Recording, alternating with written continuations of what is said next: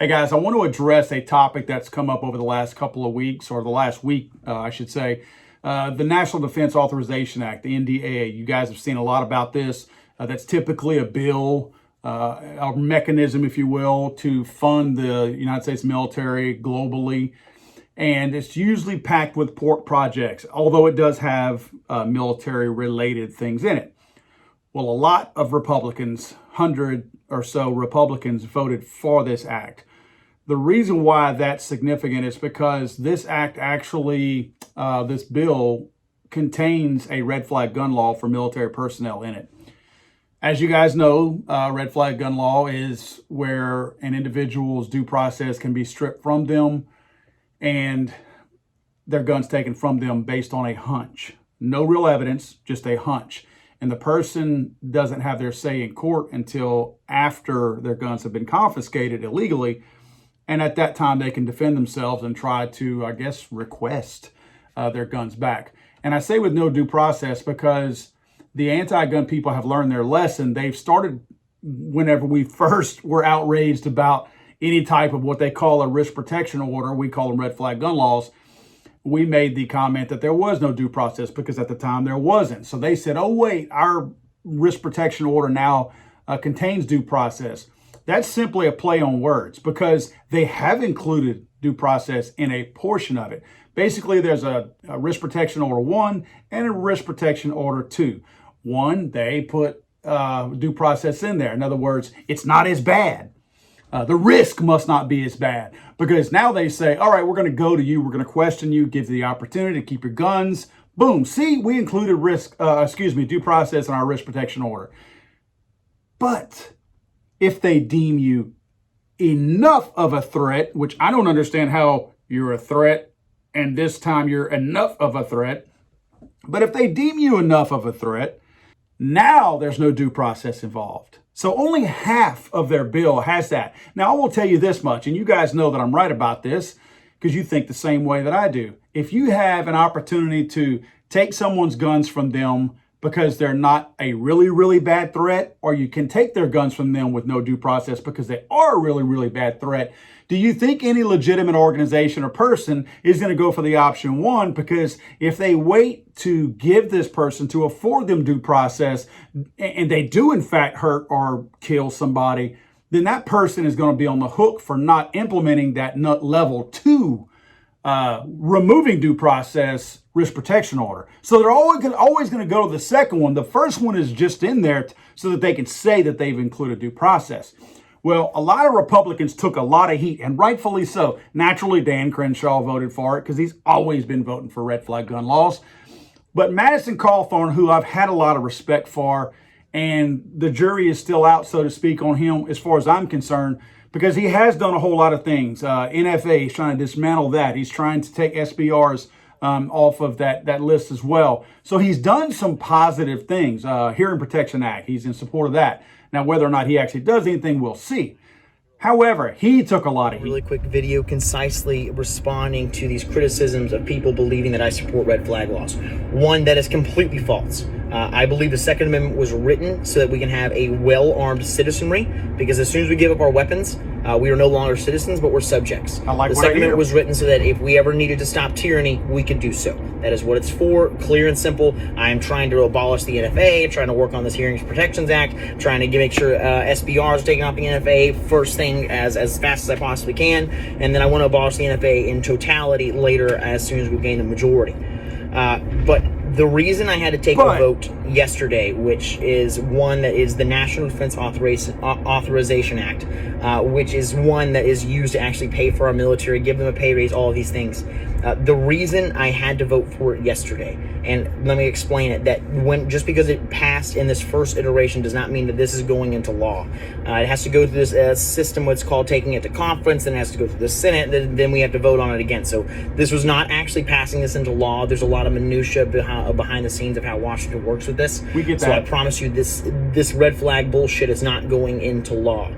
The reason we had to vote for this is because so many of our active duty military who who are refusing to take the vaccine are being dishonorably discharged. And that basically makes them a felon in our society. And that is something that I think is just absolutely wrong and incorrect. Unfortunately, we had a stolen election, so therefore Joe Biden is in command of our military, and he's trying to force all of these vaccines down the throats of our military. And so the reason we had to vote for this and get it through quickly is so that it would prohibit people who decline to take the vaccine in the military from being dishonorably discharged.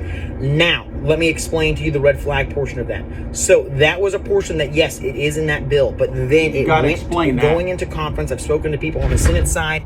Okay, I got to stop it right there. What he's going to do is go through here now and talk about how red flag gun laws, how supposedly that process is not going to work. What I don't understand, and probably don't really agree with him here, he's saying that he had to vote for the red flag portion of the bill, which is all in the same bill. So it's one vote. You don't vote for what piece you want at this particular time. Yes, you can dismantle it in meetings later on, or prior to this rather, which is where that should have happened, not even allow it to be in there. But he's saying he had to vote for this, which include the red flag gun law, so that he could vote away and for essentially an exemption for military personnel to have an exemption and not be forced to take the vaccine.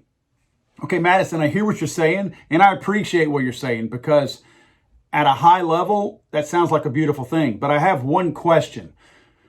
Okay, you're saying that the reason why you voted for this, even though it had a red flag gun law in it, is because you know that it won't pass.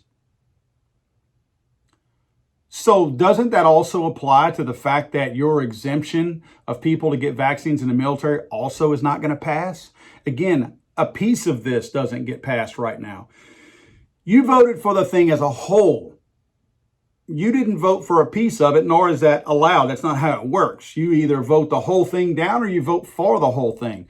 So if you're telling me you voted for it because it includes the exemption for the vaccine, well, it also included the red flag gun law. So if you're saying it's going to get shot down so the red flag gun law didn't matter, well, then that means that the vaccine exemption won't matter and won't pass either. So I would have rather see you, instead of allowing this to make its way to the Senate and to committees and hearings and all that kind of stuff, I would have liked to have seen you have this fight on the front end of it prior to any allowance of a red flag gun law. Because what you're doing is, first of all, you're going on record. Now your people who are against you, running against you in elections down the road, are going to use this against you and say that you did in fact vote for a red flag gun law, because you did in fact vote for a red flag gun law.